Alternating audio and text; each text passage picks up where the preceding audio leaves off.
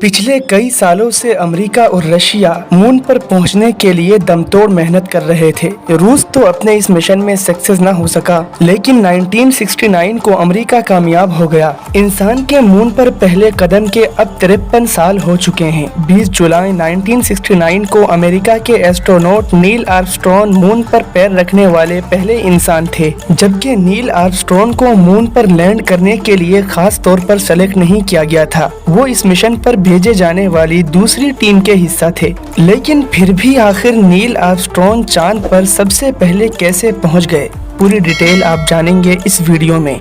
नील NASA के सबसे काबिल एस्ट्रोनॉट में से एक थे। 20 जुलाई को जब उनका स्पेसशिप मून की सतह की तरफ बढ़ रहा था तो उस मिशन से जुड़े हजारों लोगों की धड़कनें तेज हो रही थी। इस मिशन की कामयाबी नील के हुनर और हालत पर डिपेंडेंट थी। इसके अलावा नील एक नेवल ऑफिसर, पायलट और प्रोफेसर भी थे। एस्ट्रोनॉट बनने से पहले वो नौसेना में थे। नौसेना में रहते हुए उन्होंने कोरिया वार में भी एक बार हिस्सा लिया था और उससे पहले वो जोमिनी कैंपेन के दौरान भी अंतरिक्ष यात्रा कर चुके थे। 1962 में वो एस्ट्रोनॉट्स के अपने दूसरे ग्रुप में शामिल हुए। 16 जुलाई 1969 को अमेरिका के कैप कैनेडी स्टेशन से अपोलो 11 मून के लिए उड़ान भरी। उस वक्त भारत में शाम के 7:02 हो रहे थे। इस स्पेस शिप में 3 एस्ट्रोनॉट बैठे हुए थे, नील आर्मस्ट्रॉन्ग, एडविन बच और कॉलिंस। रात को 1:47 पर अपोलो 11 का ईगल शिप मून पर उतरा। माइक कॉलिंस कोलंबिया ही में बैठे रहे। इंडियन टाइम के मुताबिक सुबह 8:26 पर नील आर्मस्ट्रॉन्ग ईगल से बाहर निकले। ईगल के पैर 3.4 सेंटीमीटर मिट्टी में धंस गए थे। चांद की सतह के बारे में उन्होंने उतरते हुए कहा कि ये रेत से बनी हुई लग रही है, इतनी बारीक है कि मानो पाउडर है। उन्होंने कहा कि अब मैं सीढ़ी से उतरकर नीचे को आ रहा हूँ। 20 मिनट बाद एल्ड्रिन भी ईगल से बाहर आए और मून की सतह पर पैर रखा। उन्होंने कहा कि हमने अमेरिकन फ्लैग खोला और उसको मिट्टी में गाड़ दिया। नील आर्मस्ट्रॉन्ग और बच एल्ड्रिन ने हिस्ट्री में वो काम किया था जो आज तक कोई भी नहीं कर पाया। दोनों मून पर 2 घंटा 31 मिनट रहे।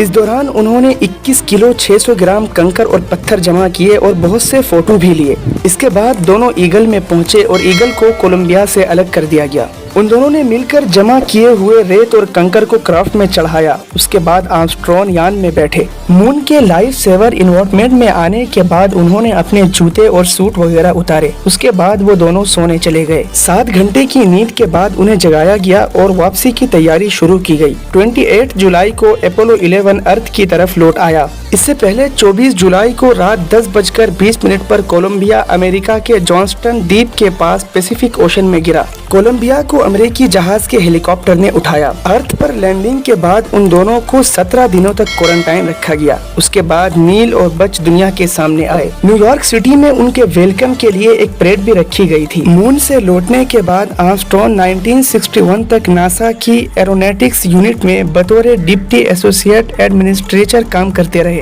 उसके बाद वो सिनसिनाटी यूनिवर्सिटी में प्रोफेसर बनाए गए। 82 साल की एज में 25 अगस्त 2012 को दिल का दौरा पड़ने से नील की डेथ हो गई।